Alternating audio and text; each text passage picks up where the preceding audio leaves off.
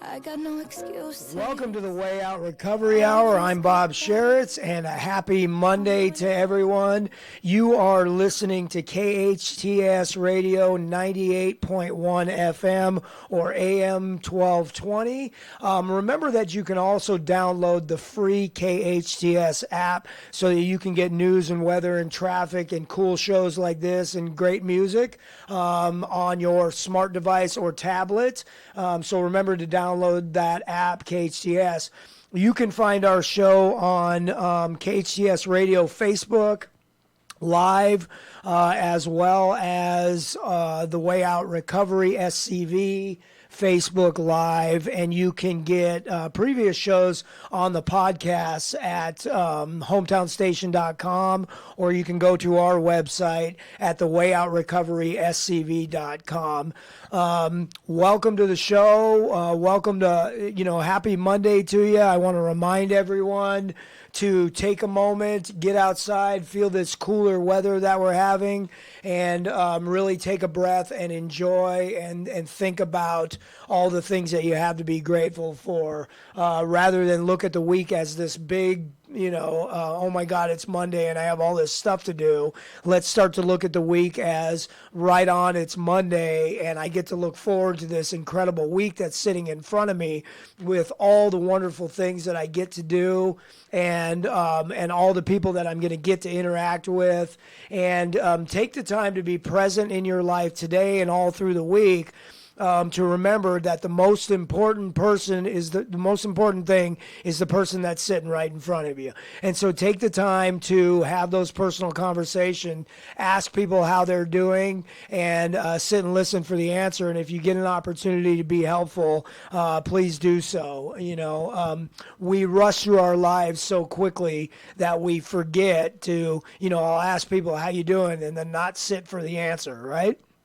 So sit for the answer, because you never know what anybody's going through. And, substance abuse and mental health issues are one of the biggest factors and biggest struggles that we face in life. And everybody's got something going on, and we can really help another person by taking the time to sit with them for a minute and just ask them how they're doing, and is there anything that I can do to help. And you'd be amazed that when you create a safe space for people to open up to, that they will, and what a neat world this is when we take the time to help each other and get in each other's lives in a safe and helpful way. What an amazing place this can be.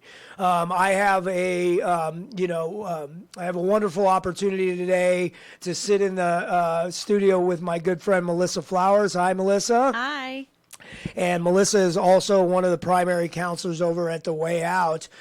Today, what we do over there is we help people get clean and sober, but we also, more than anything, help them stay clean and sober. And so today we're going to talk about really something that's critical to getting and staying sober, and that is relapse prevention. Looking at all the things that help us stay out of sticky situations and places and stressful situations that get us back into using drugs and alcohol. So we're going to talk about relapse prevention and all that good stuff. Melissa is an expert when it comes to relapse prevention. She's an expert in many facets of drug and alcohol counseling, but especially in relapse prevention. So we have a really cool show lined up for us today with Melissa and myself. And if you haven't tuned into our show before and you don't know who we are, the Way Out Recovery SCV is an intensive outpatient program. What that means is that we meet for several group sessions and individual sessions with people on a weekly basis. So we're not a live-in treatment facility. But if you call us and you need that, we will help you get that and place you in a high-quality inpatient facility if that's what you need. We are intensive outpatient. We work with adolescents, which means teenagers. We work with adults, which could also sometimes mean teenagers if we're talking about emotional or right, because we get stunted in our drug use. And so, but we work with adults, teenagers, and we work with their families And we believe that family involvement and the family component to treatment is one of the key components to successful recovery. We're located on the corner of Plum and Bouquet Canyons, 28118 Bouquet Canyon. If you're over there, you could drop by right now and have a cup of coffee with Michelle, our other counselor who's over there, and tell her how your day's going. Please drop by, especially if you're going through anything or if you have a loved one that's going through anything and you want to just pick our brains on what you can do to be helpful to yourself or your loved one. We love those kind of visits. Or if you're in the recovery process, if you're struggling, let us help you with your struggle. Or if you're having a fantastic day, come and share that with us. We love nothing more than the successes and that being shared. It helps us stay grateful when we hear that people are staying clean and sober in the recovery process. If you or someone you love is struggling with drug, alcohol, or mental health issues, please give us a call at 296-4444. That's 661-296-4444. You can always go on our website, thewayoutrocoveryscv.com, and you can submit for a free confidential assessment, or you can put an email on there that'll go directly to me. My email, bob@thewayoutrocoveryscv.com. Send me an email. I will reply to you as quickly as I possibly can. Or again, give us a call at 296-4444. Remember that asking for help is the first step. And, if not us, ask somebody for help. That will set your recovery process going forward. So asking somebody for help is the key component to a successful recovery starting off. And if not us, somebody else. So stay tuned after this break. We have an awesome show coming up for you today. I'm Bob Sharits. This is the Way Out Recovery Hour. We'll be back in a minute. My favorite restaurant in Santa Clarita? Salt Creek Grill, of course. Great food, neat atmosphere. For a business lunch or romantic dinner, I'll always go to Salt Creek. Hi, I'm Greg Amsler, owner of Salt Creek Grill. We have created Salt Creek to provide you with the most comfortable and inviting restaurant in Santa Clarita. Enjoy fresh mesquite grilled fish, aged steaks, and the best chops imaginable. There's entertainment every Friday and Saturday night, and we have the best Sunday brunch in town. Salt Creek is on Town Center Drive in Valencia. Cal DRE 0207-8303. Don't pay high commission fees to sell your home. Pantheon Realty's $4,900 flat listing fee has taken the Santa Clarita Valley by storm. Their sellers save more than $10,000 over costly percent-based fees. Home sellers, finally, the power is in your hands. Get the absolute best representation for one flat fee, $4,900. Pay nothing until you sell. A free 30-minute consultation can save you thousands. Don't throw money away. Book online at PantheonSCV.com. That's PantheonSCV.com. PantheonSCV.com. It's like no other station I've ever listened to. It's great. Your hometown station.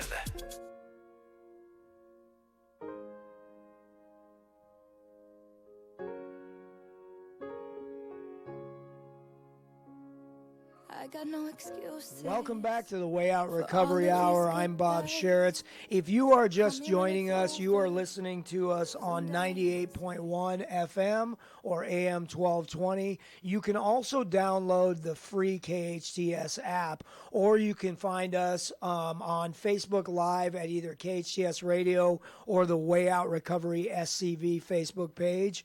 Or you can find previous shows and podcasts at hometownstation.com or the wayoutrocoveryscv.com. If you're just joining us, our show today is going to be really all about how do we stay clean and sober. I have brought with me today a dear friend of mine, but also one of the primary counselors over at the Way Out, Melissa Flowers. Welcome to the show. Thank you. I'm glad you're here today. I'm glad to be here. So when we get people in our treatment program, is it, it's going to sound silly to ask between me and you, but I don't think a lot of people know. Is treatment like cookie cutter? Same thing goes for everybody? No, treatment's individualized to the person, to the family. Some people come in with support. Some people don't come in with support. Some people come in with a foundation and 12-step program. Some people have never experienced community support. Everybody's process is different. So take us through the process. Okay, somebody gives us a call, right? And I'm on the phone with them. You're on the phone with them. What kind of questions might I be asking a person right when they're making that initial call? And let's say it's for themselves, or I guess it could be for a loved one. Either way, right? Okay, yeah. A lot of people that call, it's for a loved one. A lot of times, A lot right? of times it's which is it's cool. for a Let loved one. me just say that that's okay to do that. Is, there's this myth that I hear people say all the time is that we have to wait for a person to want it, Yeah. in order for them to get it, right? And so a lot of times families will sit back and they'll say, "Well, I'm not going to make the call. When you want it, you make the call, right?" Right. And I'm not saying that that's a bad idea, but what I'm saying is that you don't have to be the person who makes the call in order for you to get it. Yeah. And you can make a call for a loved one and intervene on somebody's behavior, because sometimes your loved ones are so far gone that they can't make Right. the call for themselves, right? Right. And here's why I tell you that it's a myth, because studies have been done, and I've watched it, I've witnessed it over the last however many years, and a lot of people come and they are not willing. They come kicking and screaming, and I don't want to be here, but okay, since I got to be in your stupid program, I'll be here anyway because they want me to, right? And then some people come in and they're like, "Man, I'm so glad that I'm here. I want to make some changes in my life." What's interesting about those two groups is that the success rates are exactly the same. Right, because you just got to do it. Right? So the myth is that you have to want it, and the truth is that you have to do it, Yeah. right? No matter how you get through the door, it's Yep. okay. We will accept you any way that you walk through the door, kicking and so screaming I've heard or that otherwise. too. Like, I don't care, and as soon as court's done, this is what I'm gonna do, and I'm not gonna stay sober. And by the end, and their court's over, they want to be sober because they found joy in the recovery process. And so a lot of people don't want it when they come in. So I make a phone call to you, Right. And I say, "Look, I'm struggling with whatever kind of drug I'm struggling with. What are some common questions that we might ask to see if you're appropriate for our program?" Well, one of the main questions is obviously check for safety. Like, when's the last time that you drank or used? Yeah, are you currently drinking? Are you currently Have using? you ever gone an extended period of time without? Because a lot of people call for like alcohol, for instance, and alcohol is very dangerous to come off of. So depending on how long they've been drinking, how much they're drinking, are they still currently drinking? They might be not appropriate for that level of care yet, and they might have to go into like a medical detox just for their safety. So we ask that question a lot. When's the last time you used, and are you currently using? Right. And just, a note on that is when it comes to alcohol, any drug can be dangerous coming off of, but the most dangerous drug to withdraw from is alcohol. And a lot of people don't know that because it's so socially accepted that people don't consider alcohol the most dangerous drug, right? Now, in terms of breakdown of numbers, more people die from nicotine than anything else. Let's just say that right there, right? But when it comes to drugs that have an intoxicating effect, right? Alcohol is by far the most dangerous drug when you put it in comparison to all those drugs, right? Which is interesting when you say that, because I've had people come in and they're opiate users and alcohol users, and they don't see themselves on the same level because alcohol is so acceptable socially. Well, at least I'm not a heroin addict, they'll and say, so right? it's interesting to see that because it's all the same, but since it's so socially acceptable, people don't think it's dangerous. So what Melissa's talking about is we will assess for physical well-being, first of all. Physical well-being, what kind of drugs are you taking? How often are you taking them? Have you ever gone a period of time without taking them? And if the answer is yes, what happens to you? Yeah. Do you get sick? Do you get the shakes? Do you get nauseous? Do you get whatever? Let's talk about it. And then some other important questions, right, are have you ever had any heart problems? Have you ever had a seizure for coming off of alcohol or benzos or anything like that? If the answer is, that's a huge one.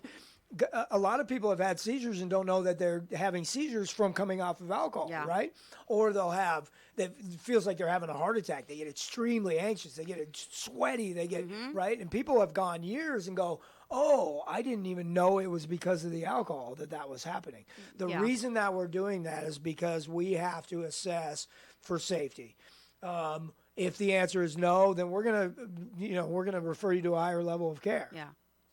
Secondary to that, we ask about mental health issues. Am I correct? Yes, we ask about mental health issues. Now, usually people coming in, they don't even know. if they have mental health issues, because a lot of them stem from the substance use. So if we ask them, they're usually depressed or anxious. But a lot of them come in and they don't know. They don't have a proper diagnosis because they've been using so long that there is no underlying diagnosis because of the substance use. And then we find that when they get off the substance, like anxiety, almost everybody that comes in is anxious. And we find out later it's actually coming off of the drugs or being on the drugs that are making them anxious. Panic attacks, severe panic attacks, being on benzodiazepines because of panic attacks. And then finding that if they just stay sober, they don't need that. If you get all that out of your system, right? But it's hard to figure out when someone's coming in initially because everybody thinks they're coming in with something else, not realizing that it's the use of the substance that's actually causing or creating that. Now, there are some people that do come in and they do have underlying issues, and we do work with them or send them to, our psychiatrist or get them into individual therapy, but for the most part, people come in and they all have underlying issues. So when then we've determined that somebody is appropriate for our program, we do an admission. We gather information, on many different levels. What we like to use is called a multidimensional assessment. Multidimensional means that we're going to look at a bunch of different dimensions of your life. So physical well-being and mental health issues and family and finances. And do you have any legal trouble? Yeah. What's your motivation for treatment? What's your relapse potential? All that kind of different stuff. But that's just part of the intake process. Once somebody has started, it's interesting. Over the years, I have found myself saying, when people come in and they sit and they ask us about our program, and I'm talking to them face to face, I have found myself oftentimes saying to them, what we do here is not really getting you sober. Right. But it's helping you stay sober, because drugs and alcohol at the end of the day are really not our problem. And when I say that publicly, like right now, there might be listeners out there going, wait a minute. Right. It's You're absolutely telling me your that problem. drugs and alcohol aren't my problem. Yeah. What is my problem then, right? And so when I say that, it's because, sure, drugs, so maybe this will clarify it. If I was to say to you, drugs and alcohol are our solution to what? What life's are our problems. Right.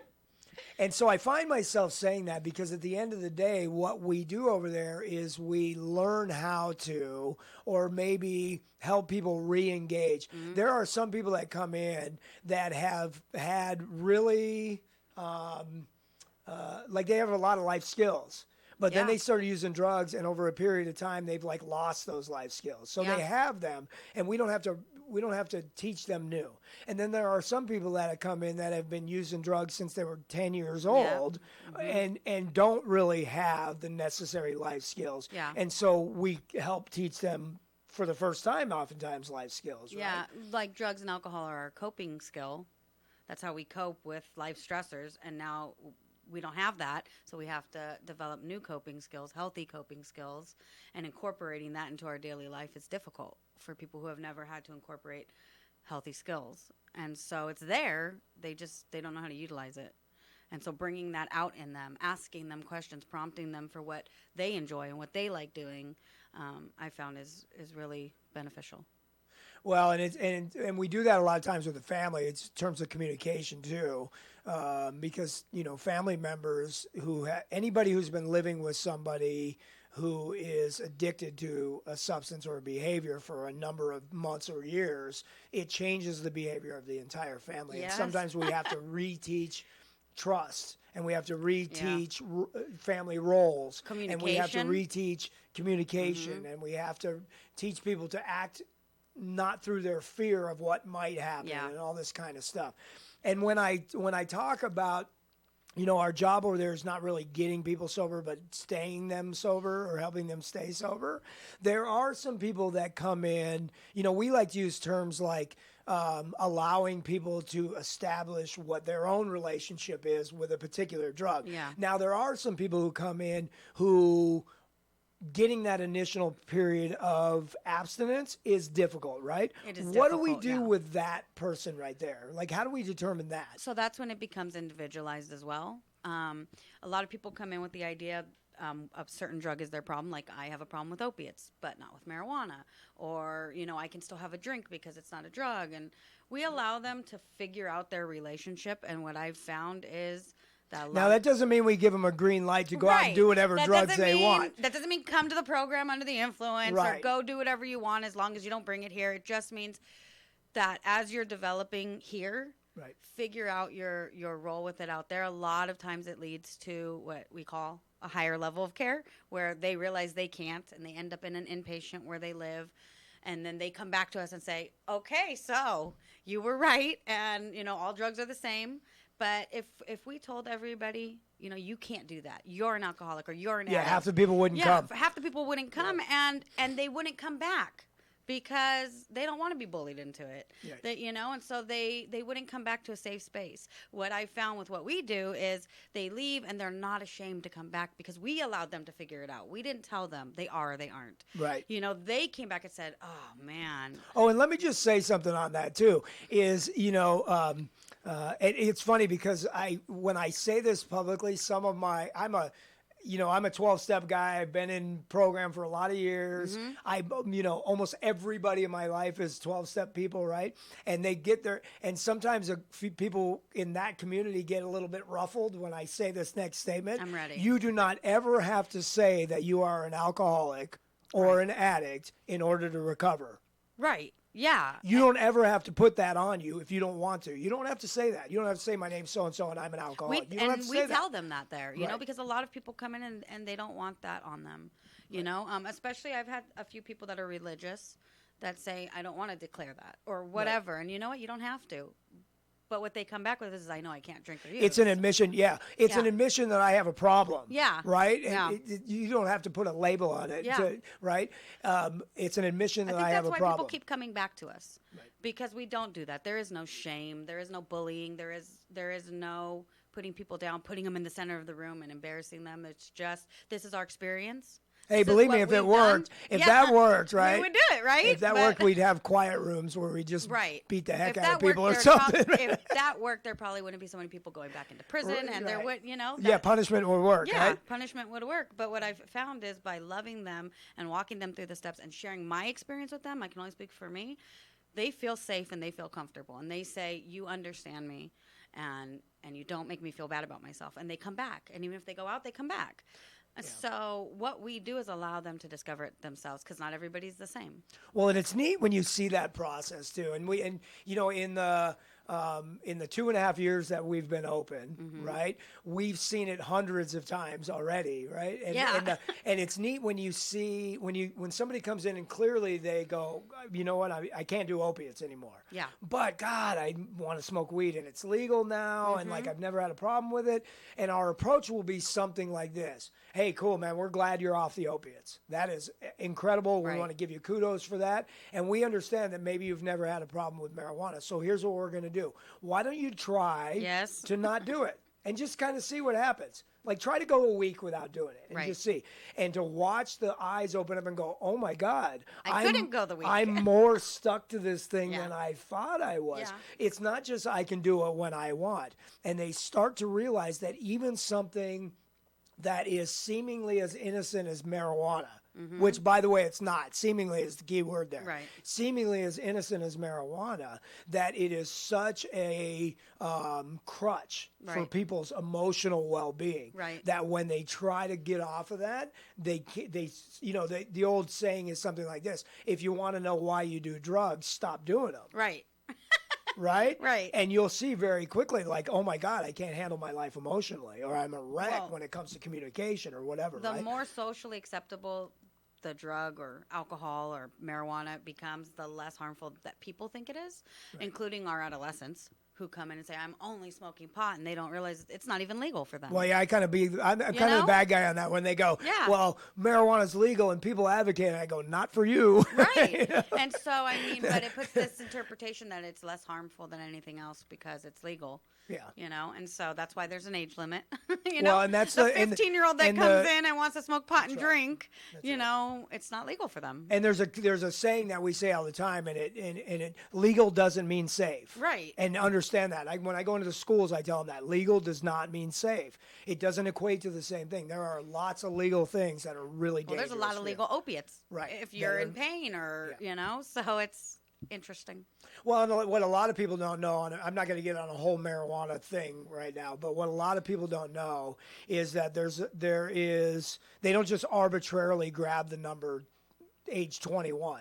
Right. That's not arbitrary. There's been a lot of studies in brain development that says that roughly around that age, the brain is fully developed enough in the last part. Interestingly enough, the last part that develops is the part that allows us to make good choices. Right. Hello, right? And so if we wait until we're 21 years old to start drinking or using marijuana, the brain is developed enough where the damage isn't going to be so significant on the development that I'm not stuck. I start smoking pot when I'm 12 years old. Guess what? Emotionally and brain development wise, I'm stuck at 12 years old in some aspects. Right. Yeah. And people don't get that. If I wait till I'm 21, the brain is pretty much all the way developed. It's a little bit more than that in some people. Yeah. Develops quicker, sooner in women than it does in men. Oh. I wouldn't have. I don't know if that makes you guys smarter. I think it does. I mean, there's a lot of other signs that say women are smarter. There's a lot of signs that say women right? are smarter. But when the brain is fully developed and we ingest, it doesn't have the damaging effects like it did if I'm using it at 12 years old. Yeah. And so the number 21 is not arbitrary. Right. There's research into that, right? And if you wait until you're that age, you're far less likely to become addicted to it. And addiction simply translates into lifelong problems with this drug, right? Like it's going to negatively impact your life on some level forever. Forever, yeah. Forever, right? And unless of course, you get into recovery and change all of that stuff. And so some people have difficulty achieving that initial period of abstinence.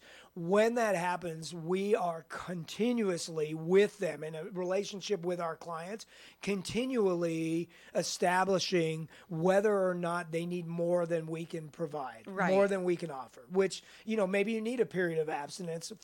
I want to use the word forced, but nothing's ever forced. Right. But a period of going into a treatment center, time away from it where you don't have access to it, to be able to let the brain clear long enough to come in and start to grab hold of some of the coping skills that we offer you. Right.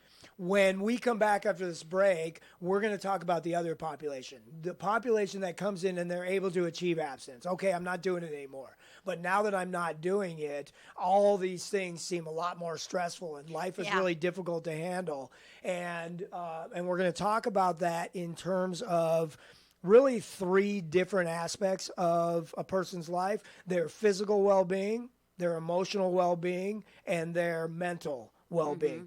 All of those things all add up to what we like to term as spiritual well-being, which is a connection of all of those things, and the connection to me and you, and the connection to our community, and the connection to the world, right? It doesn't have to be religious, but once you're tapped into that and you feel the connection between all of us, there's a spiritual well-being to that, man, and that's our achievement, right? Yeah. We're trying to achieve spiritual well-being through the use of coping skills in a physical, mental, and emotional aspects of our lives. So we'll come back. We'll talk about how do we do that.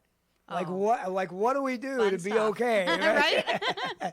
So Melissa Flowers in studio with me today. I'm Bob Sharits. This is the Way Out Recovery Hour. We'll be back in a minute. Your building sign is essential to getting customers to your location. Feathers can help you get your business noticed. Feathers, now in a new, larger space with plenty of parking. They walk you through each phase of your project with special attention to detail and quality. Feathers will provide you with a sign that you can be proud of. Your sign will draw customers in instead of having them drive by. Visit Feathers online at feathersigns.com or go to Feathers' brand new, bigger location at 26017 Huntington Drive off Rye Canyon or call 298-9442. The Art Gallery of Santa Clarita Artists Association, located in downtown Newhall on 6th Street between Railroad and Main, features local members' original artwork with changing exhibits every 2 months. Purchase affordable art for your home or as gifts. Open Friday through Sunday or by appointment. Artists wishing to join the SCAA can visit santaclaritaartist.org, come to our free monthly meetings at Barnes & Noble, or stop by the gallery. For upcoming shows, check us out at santaclaritaartist.org. We make visual art visible. Hometown. traffic report, simple news, weather, and lots of music. They pretty much play everything. Your hometown station.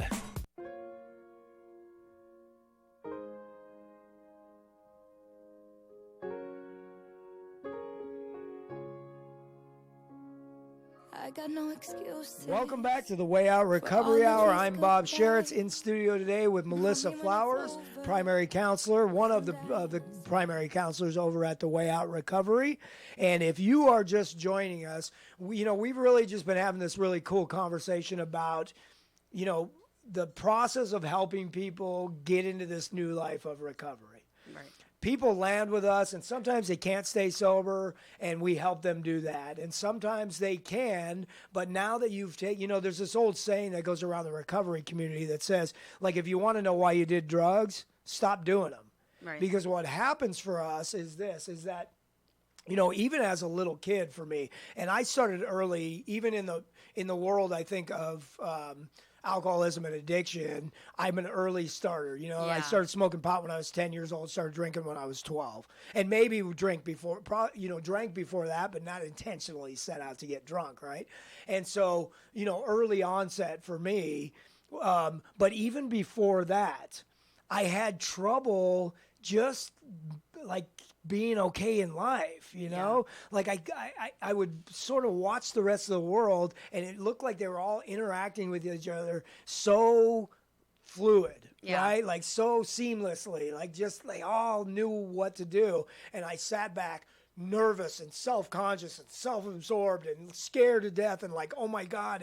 And so I wouldn't participate in a lot of things. And I didn't know what to say. And I didn't know how to act. And I was nervous all the time and all this stuff. Right. And so when I started smoking weed, it took all that away. And my brain said, ooh, whatever you just, hey, Bob, like whatever you just did is going to be the most important thing in your life because it makes everything better. And it allowed me to come out and play, right? And that's not everybody's story. Everybody comes in at different levels. But whether you've been using for 10 years or 40 years, on some level, because of the drug use, you have not had the interaction in life. Right. And so whatever you're sort of running from with drugs, when you stop doing it, I think the longer you've been doing it, the harder it is, because now I'm trying to resolve maybe emotional trauma that happened to me at 7 years old that I've never looked at because I've been using drugs since I was 10. Right. And so when we take the drugs away, all of a sudden we get to see the conditions of our life. Right. And we get to feel the feelings, and we get all of that stuff. And so staying sober can be really difficult. Am I right? Yeah, I think staying sober is harder than getting sober. What are some of the common struggles that people have in early recovery that sort of take them back? I'm going to say the one that I come in contact with the most is like relationships, whatever that relationship looks like, significant others, family interactions, friendships, not being able to detach from old relationships. It doesn't necessarily mean intimate relationships, but even work relationships, like I can't because I'll lose my job. And if I lose my job, and people tend to forward think and play everything out without thinking that it doesn't matter, because if you can't stay sober, you'll probably lose the job anyway, and you'll probably lose the relationship anyway. Right. And so detaching from relationships that are unhealthy for you is probably the biggest thing I keep seeing people go back. So speaking of personal relationships, there's, and you've mentioned all, quite a few different sort of aspects of that. There's different, so family relations, right? We're not talking about necessarily getting into a new relationship. Some people are struggling with people that have been married to for 20 years. Oh, yeah, absolutely. Because of a statement that I might have made earlier about, when we have drug and alcohol and other addictive behaviors in a family dynamic, that becomes the central focus of our entire life. Right. It causes changes inside of our relationships that can feel like permanent. Right. I'm on, maybe I'm the loved one of somebody who's been using drugs for a long time. My trust is way over here. I've taken on the role of both mom, dad, everybody. So, I'm doing everything here, and this person's been over here getting loaded. I don't know our communication. I don't know how to ask. I'm walking on eggshells. I'm all this stuff. That's a big one. Right? Yeah. And so what happens oftentimes is like somebody gets sober and they have this idea that, okay, now I'm clean and sober and everything should be hunky-dory between us. And we have a husband or a wife on the other side of that, or a loved one on the other side of that, who's going, well, wait a minute here. It doesn't just all erase everything that's ever happened, right? I have some emotional healing that I have to do. We have some communication to work on. We have, it took us however many years to get into this forest. Right. It's not all of a sudden we're out of it. We're going to have to walk back out of it slowly, right? And that's that's a big part of what we do at the way out. But it's very hard to tell somebody who comes in and goes, why are they still checking my phone? And why are, especially like, why don't you trust me? Or like parents, like the kids come in, and not even adolescents. I'm talking about adult children. They come in and they're like, oh, my parents won't let me back in the house. And why won't they do that? And don't they know I'm sober? And it's like, how many times have you said that before? There's this level of your action speaks louder than what you're saying. And you've said it before, like when we're sober, you can tell we're sober. You don't have to ask if we're sober. And so getting the actual person or participant or struggling individual to understand that there was so much chaos in the using, that it's not just them, that they've affected this wide variety of different aspects of their life. Because a lot of people come in, they're like, what does it matter? I did this to me. And then you have the family come into a family group and go, oh my God, every night I laid there wondering if they were dead. And when the phone rang, was that going to be it for me? And you don't realize the chaos you're causing in other people's lives. And so to just wake up one day and go, oh, okay, that didn't ever happen. That's just not how it works. Yeah, and just to clarify that a little bit as well, is that understand that it's the addiction that causes these problems. If somebody's out there listening, one of the things that we do is we personalize it very much. And I came in, I came into recovery thinking I was such a bad person because of all those bad things that I've done. And I want to take that word out. I want to take bad, stupid, crazy, weak, all that stuff, and I want to throw it out the window. Right. Addiction takes over a person's life. And the way that it works in the brain is that it has to continue at the cost of everything else. And it sort of takes a person hostage in their brain, and they will participate in whatever behaviors they have to participate to keep the behavior to keep the addiction going. And so when we come into the recovery process, I'm thinking, oh my God, I've done all these horrible things. And shame is one of the things that drives continued use. Right. And so we want to alleviate the shame from a person without alleviating personal responsibility. Right. You still have to be personal. I still have to go back and go, I was wrong. Right. And what can I do to make it right? And I got to go back and say I was wrong and I'm not acting that way anymore. And I have to show that I'm not acting that way anymore.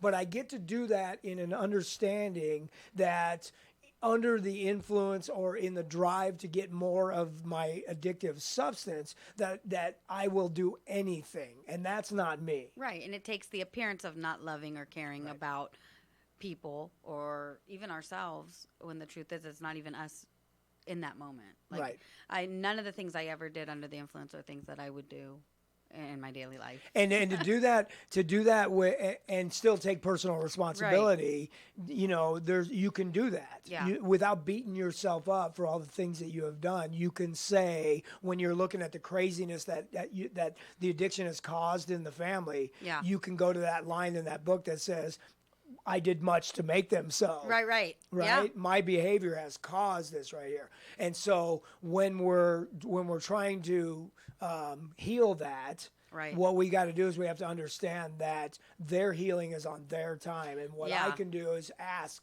what can I do? Is there anything that I can do to make you feel better and more safe and more comfortable and more trusting in this new environment? And if the answer is you can drug test for me, then I'll drug test for you. And if the answer is you can check in with me every day to tell me where you're going, then I do that. You have a curfew, then I have a curfew. You can whatever I can do to make it right. And therein lies the problem in early recovery because people come in and they know that they're not using and they want to do what they want to do. And a lot of people who come in, especially with us, they don't follow suggestion very well. And so that would be the number one thing I would tell you if you're talking to someone else who's in recovery and they're making suggestions of you, like what you just said. Like, just do that because your family's asking you to do that. We get a lot of defensive people. Well, I don't want to do that, and I'm an adult, and I'm not using, and just follow suggestion. I've given a lot of people suggestion on sobriety. Like, I believe one of the biggest things for me personally that keeps me sober is community. If you want to stay sober, then you find a community of sober people. Right. If you want to stay sober, that doesn't mean you can't be friends with your old friends. That doesn't mean that. And what Melissa's talking about right now is physical relapse prevention. Right. The places that I go, the people that I hang out with, and the things and the that I do. situations I put myself physical in. stuff, right?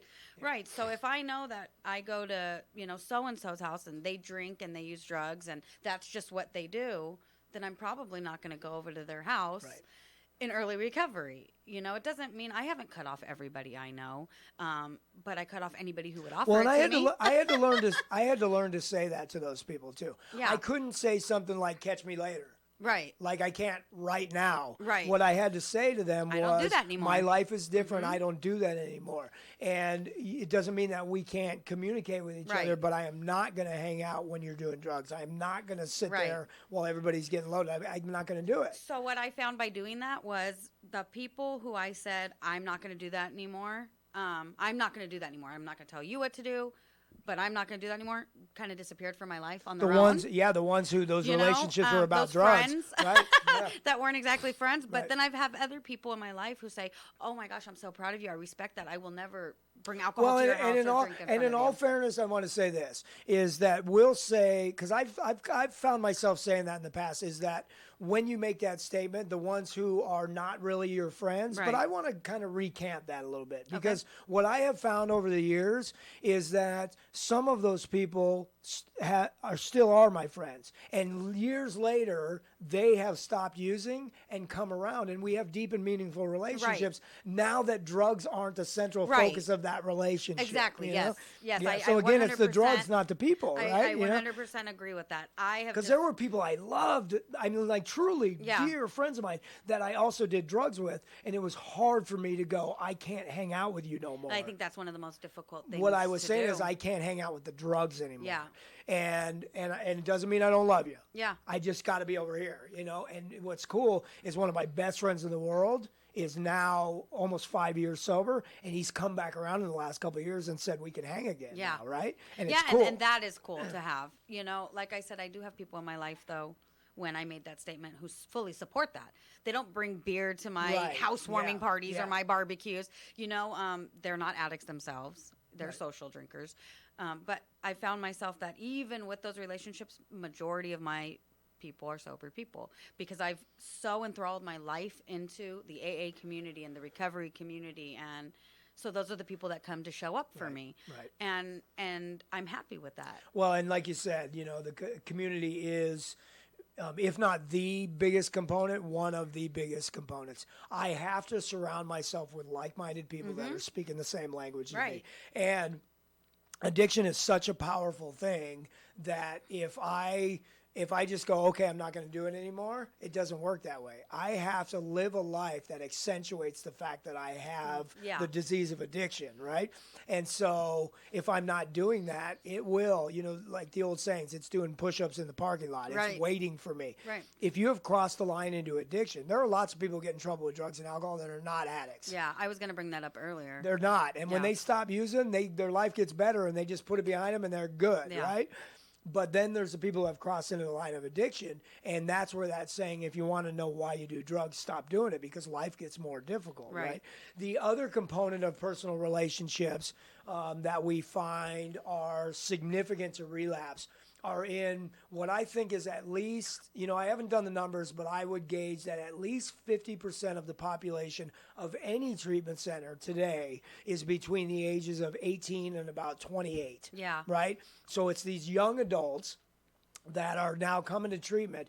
And if you think about that age, there's sort of a feeling of almost invincibility. Of course, I'm yeah. in the prime of my life. Like everything's going good. It's hard for me to take direction from anybody, but it's also the time of my life when people are naturally looking for those sort of permanent relationships. Right. So there's a lot of new relationships. There are a lot of, new people hooking up and relationships. dating Yeah. and stuff like that. And so with that age group right there, one of the most dangerous things are new relationships, Right. new romantic relationships, Especially with right? someone who's newly sober, just like you. So here's what happens, right? Is the reason that we do drugs or any other addictive behaviors because we want to feel good. We don't want to feel the way that we're feeling right now. That's what drives the drugs. So now what we do is we go, okay, we're going to stop doing that, and I want you to be in a recovery community, Right. just like you said. Right. So now I'm hanging out. So now you put me in a room with 100 other Right. men and women who are just taking the drugs away, and everybody's on edge. And all of a sudden, I look across the room, and there you sit. There's Melissa there I sits, am. and we lock eyes, and I feel good. I'm like, Yeah. ooh, I get that good feeling. Right. That can become my new drug. Yeah, absolutely. You know what I mean? I can start to chase that good feeling rather than feel the feelings of life and have to work through that right there. And if I'm not careful, now all of a sudden you are my focus, Right. not recovery. Exactly, and that happens a lot more than people think. And you don't realize it's happening. No, you don't realize it's happening, and Because we're supporting each other. and, We're both and sober now. it's different than, right? than that time it happened to you. There's and no that time- drugs involved. Yeah, exactly. So, you know what I mean? Like, we're all good. Yeah, I hear that a lot with the people that come in. You know, oh, I've met someone, and Yeah. so And then a week later, you break up with me. yeah, and then you get loaded. And then I get high, right? Right. Because I can't handle that breakup. I Right. can't handle those overwhelming emotions, right? That's a big one. I mean, So- relationships in general are already hard, but add a new recovery and a new relationship with another new person in recovery, and all that chaos that I haven't dealt with yet is coming out in the So relationship. those physical things I got to watch out for are the relationships I'm in, the places that I'm going, right? Is, if I'm a bar drinker, and that's Might my not be social smart to situ- go to the bar? Well, I can't hang out in a bar. Yeah. You know what I mean? Even if I'm drinking non-alcoholic beverages, Right. right? Because the ritual behind that. Right. Now, those of you who are alcohol bar drinkers are going to probably think I'm crazy when I say that, but it's exactly the same thing as me hanging out in that garage full of tweakers Right. in Canyon Country with everybody doing not getting speed high, and yeah. going, I don't get high no more. I'm just going Right. to drink coffee. Right. Right? Like I'm just so I can Right. stay up with you guys. But it's exactly the same It thing is because exactly the the same rituals behind the drugs, the places that we go and hang out and do the drugs Right. are the same. They're more powerful. Right, and to those of you that are thinking, well, you drank or you used at home, I get that you can't always change that dynamic. You're not going to move out of your house. So let's talk about getting rid of all that stuff, right? So yeah, there are things that you can do to change your routine. I was recently talking to someone who said every morning I got up and I did my drugs and I sat on my couch and this is what I did. So switch it up. Maybe go to a meeting in the morning. So now, Do what do you something right when you get up, do differently. something different, or the 5 o'clock drinker, right? Yeah. I get off work every day and I went straight to the liquor store Yeah. and then I went home and I had this ritual. You got to change up that ritual. I was talking to someone who early in recovery they used to drink from work to home every day. So what they started doing was calling me and staying on the phone with me every day from the time they left work to the time they got home. And that helped because they got home and they're like, oh my gosh, I didn't pick up a drink today. Yeah. And slowly they met other people and they started calling those other people, the men in the rooms. And it's like, now they're taking a year, but it's doing something Oh, different. yeah, that guy's going to be sober a year. A Another year. one. I love when that Yeah. happens. When they call us, I go, think it was come yesterday. give us a cake. Yeah. at It a was meeting or yesterday. whatever. Yeah. Yeah. So I mean, but in the beginning, that's what he did. He had to change that time frame. So I get that you can't always change your surrounding situations. And some of the things that you can do seem really simple when I say them, but as far as making it physically safe for you, go to your medicine cabinet and get rid of all those old prescriptions that you're not using. That you're holding on right? to. That you're hanging on to. Take your drug dealer's phone number out of your phone, right? Like do that kind of stuff. This is going to hurt somebody. Throw away your bong collection. Right. All your paraphernalia. Dump out all the bottles. Your stuff. Yeah. You know, that poster that you have in your room with the big pot leaf on it. Right. Let's get rid of that thing, right? Right. Like you got to go through the The stuff. beer you have in your garage Right. for when friends come over. That's got to go, Yeah. right? It's got to go. I got to get rid of that. I got to put a barrier between me Yeah. and the drug physically. And if I'm hanging out in that situation, I can't do it, you know? And so that's, in terms of, if I do that right there, I increase my percentages, my odds of staying sober, right? And that was the other thing that I've said to a lot of people is I love treatment, like residential, detox, outpatient, whatever you need. I love the idea of that. That's why I work in this profession, but it's short term. Yeah. It's not long term. And yeah, we've had people come a week and we've had people come a year, but eventually you still have to have something else to go to, you know? And I tell them that when they come in, one of the first things that we talk about, one of the first things during assessment, during our little get to know you meeting is, have you ever done any kind of community support? I'm not only saying go to AA. Right. Any kind of community support. I know a lot of people that go to Celebrate Recovery. I know people who do Christ-based. I mean, it doesn't, smart recovery. It doesn't matter, but you have to find a foundation with other like-minded people, with other people that can support you. A safe space. Yeah, we're temporary. A safe space where you can open up and you can tell the truth about what's going on in your life. You know what I mean? Yeah, and so that I start that from the day they walk into our program. And I've had a lot of people tell me, well, I have months here. You do, but it's going to be a lot harder when you leave here having nothing waiting for you than if you start it now and slowly start building those relationships. You'll be glad to leave us to go, you know, into another community. So that's definitely a transition you have to start making early in your recovery. What's neat about Santa Clarita, too, is that we never really lose touch with anybody. No. You know, we have an I just bumped into somebody outside of this building. And we have an aftercare program, an alumni program, where we do activities and we do barbecues and we do potlucks and game days and all that cool stuff that gets our community ongoing. The people that have been there since the beginning are still part of that community. And to take that out into the public. And also, as big as this community gets, it is small town USA, man. We walk around here and we see people we know every single day, right? Yeah, and at the grocery store, wherever. It's just, you know, we bump into each other, right? Which is why Santa Clarita is so unique and so cool. Yeah. You know, probably why their website here at the thing is Hometown Station, because it is hometown. Yeah. No matter how big it gets, it's still hometown, you know? Yeah. When you start to do things differently in your life, being the key word. When I start to hang out with different people in different places and get rid of all that stuff and change the way that I'm living physically, it will translate into, when you come back for part 2 on our show, for the emotional well-being, mental, right? And then we'll get into part 3, which is the mental. If I start to do something differently in my life, try this. Look, if you're a rush out of your room in the morning kind of person, try taking 10 minutes and straighten up your room and make your bed. Try that for a week and see how you feel. Yeah. What happened for me was I turned around on day 3 and I looked at the conditions, my living conditions, and I felt good about doing that. Yeah. And when I start to do different things, it translates into the way that I feel. Yep. I can't sit around and wait till I feel like doing it. Yep. I have to start to do it to make myself feel better about it, to make myself think differently. So it all starts with the action that I take. Melissa Flowers, I love you very much. Love you too. Thank you for coming on the show today with us. Stay tuned for part 2 because you're coming back. I am. I'm coming back, apparently. Yay!